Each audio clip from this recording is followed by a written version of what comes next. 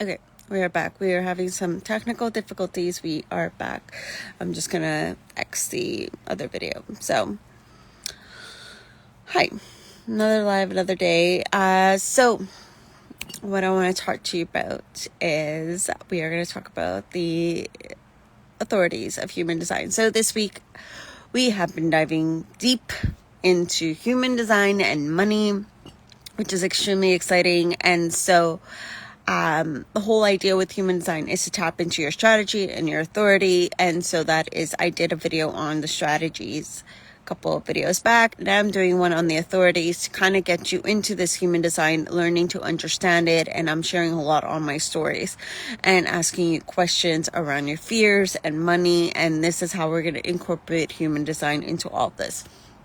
Because one thing that's great is sometimes you can have a fear about something, but it may not even be yours or belong to you. And so guiding you to deconditioning that, but also guiding you to deconditioning the fears that you do have, and how can you walk with them, and when they show up, like what comes up.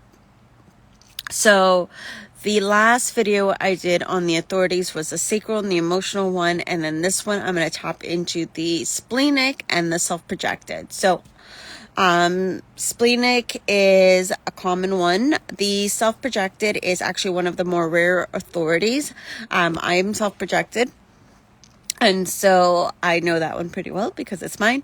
And so let's tap into the splenic authority. So the splenic authority is basically a very quick intuitive hit.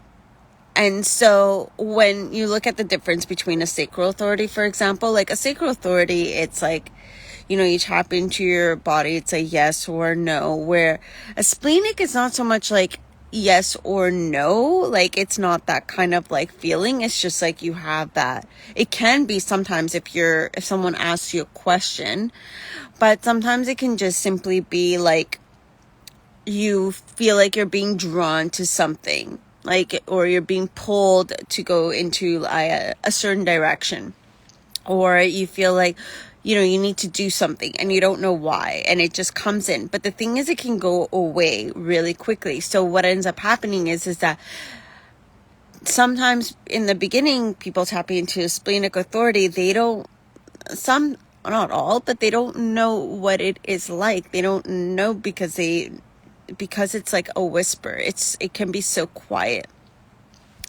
And so, but it is literally like, having like an intuitive hit, like, oh, like I feel called to, go to the grocery store today. And then, you follow that. And if you follow that, then, whatever unfolds at the grocery store, whether you see a sign or you ran into someone or whatnot, or, but if you don't follow it initially and then it goes away, and then that's that. But sometimes it can come back. So I've spoken to a few people with splenic authority, and they said it can come back. Like they'll get that same like hit, and it's like almost that like reminder. And it's like, oh yeah, like this is like the second or third time I've gotten this hit to do this thing, so I should listen to that. As a splenic authority, you are meant to take risks, but then also one of those things is that what is risk? What is risk to you and what is a risk to someone else is like completely different based on perceptions. So trust your intuition, trust your intuitive hit, not so much what your mind says, but like that feeling that you feel guided towards like going somewhere or making a decision, like right away. You like there's no overthinking. It's once you get into your head, and then that's when the overthinking starts, and then you change your mind very quickly. And so even if somebody asks you like to make a decision, like right away what your answer is. Like you don't need to sit and ponder and reflect. Like it's just like boom. So it is very fast paced. Splenic authority is fast paced. It's like very moving fast.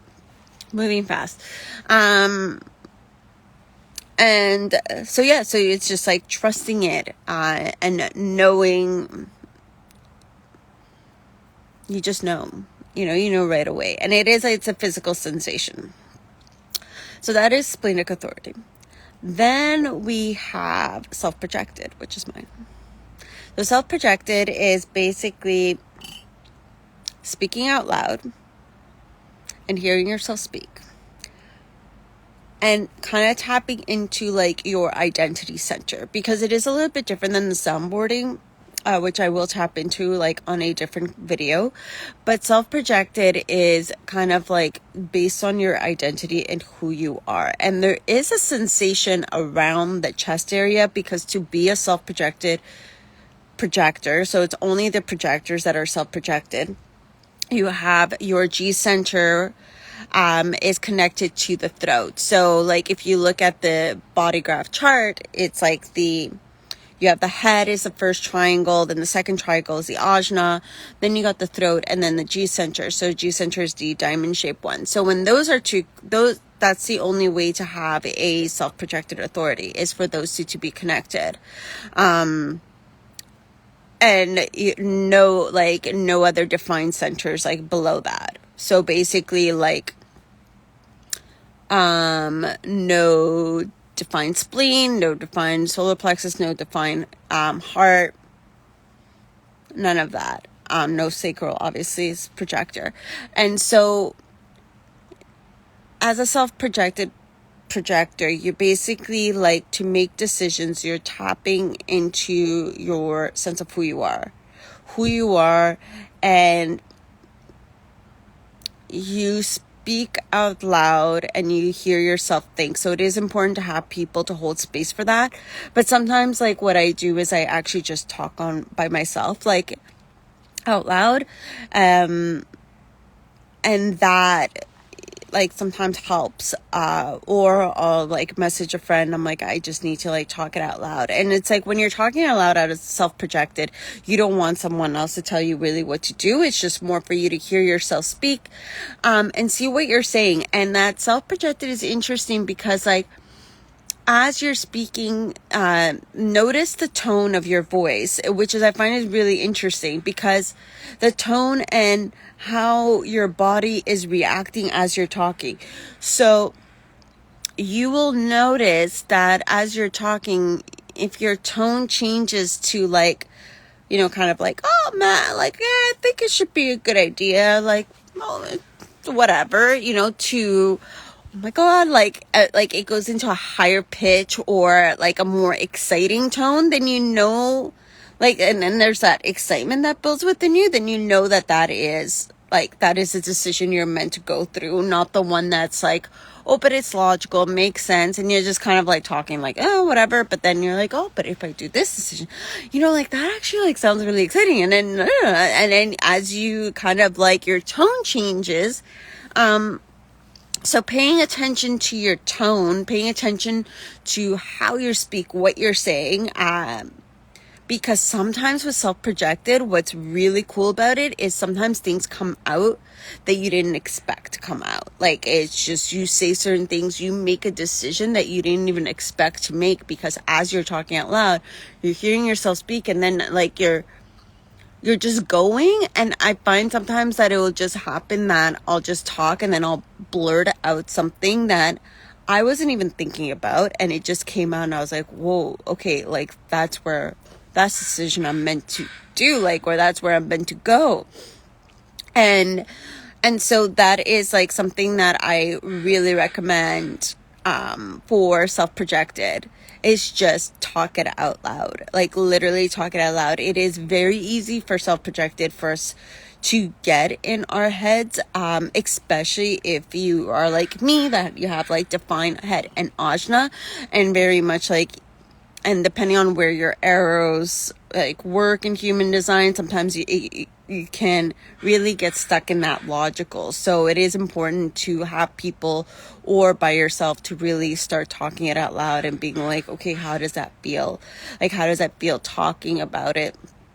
And where do you feel like kind of, where does it feel right? Because there is, with that G center, there is a feeling, but it's not like super clear in the sense like a sacral where it's like a yes or a no, or a splenic where it's like an intuitive hit, or the ego, like the ego, the heart, you know, like the ego 30, where that's like more of a pull, like those are very specific bodily sensations, whereas the G center is a little bit different. It's more like around the chest area.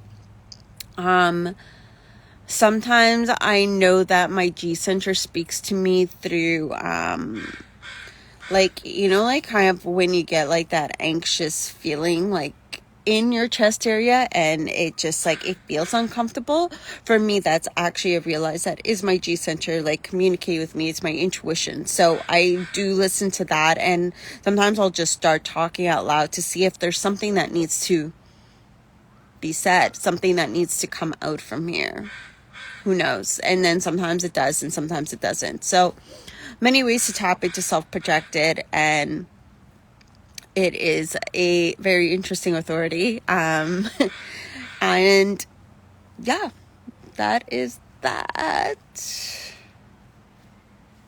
But yeah, splenic and self-projected. If you have any questions, write in the comments, and I will speak to you tomorrow, and we'll tap into some of the other authorities.